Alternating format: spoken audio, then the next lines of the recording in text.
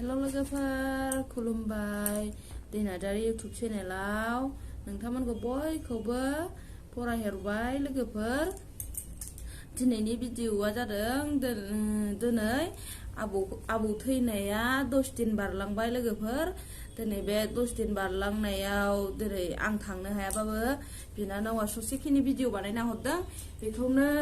गोसोआव थानायनि आबौनि सारादुखौ आंनि यूट्यूब चेनेलाव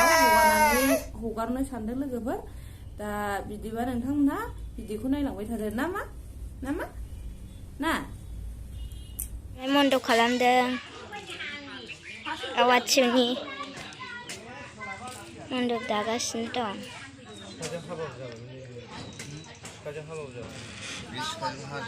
मन्दबा जाहांबायानो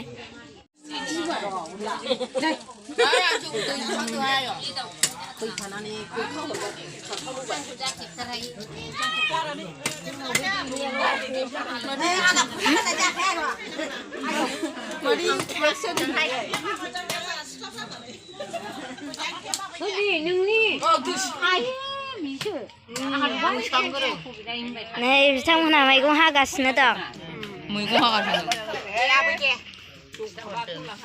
ओरैहाय गय खावदों आयंआ जौ दैदों जायसा आयंआ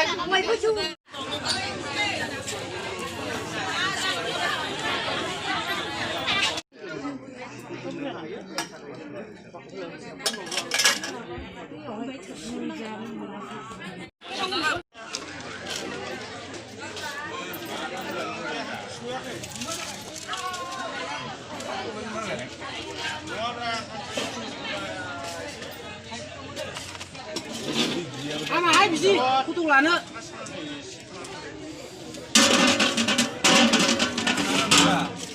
makai dimbal hijau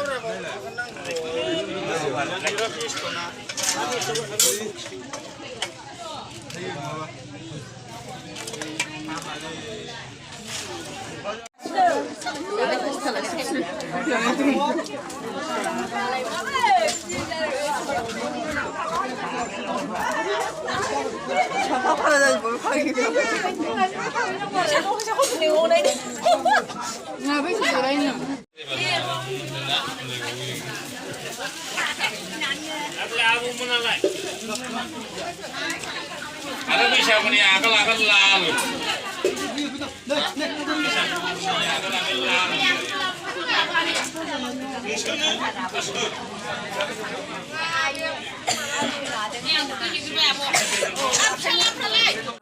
मामिखौ जर्म जानायनिफ्राय आङो सुटियाव दंमोन लोगोफोर सुटियाव थानानै 8 मास थादों सुटियाव थानानै आङो जयेन जाफैनानै दिनैहायसो फार्स्ट बेथन मोनजेनलायबाय आरो लोगोफोर फार्स्ट बेथन मोनजेनबाय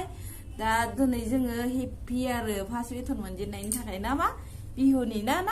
जा एसे मोनो थाइसेबाबो थाइनैबाबो जोंहा हेपि जाबाय आरो दा नामा बिहुनि ना हेलौ होनदो दे औ आइ औ दे हेलौ मामिखौ लानानै डिउटि मावनायाबो 1 मास 12 दिन जाबाय आरो 1 मासनि सेलारिखौ दिनै मोनबाय आरो लोगोफोरनै दिनै मोनबाय 1 मासनि सेलारिखौ दिनै मोनजेनबाय नै दा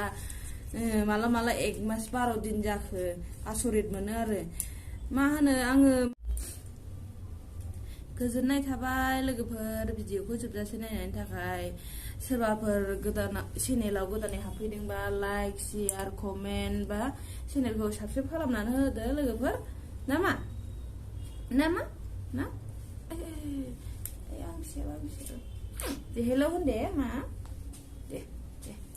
हेलौ अन्नानै जोंनि चेनेलखौबो थाब 1K खालामना होदो लोगोफोर अन्नानै बयबो लाइक शेयार कमेन्ट बा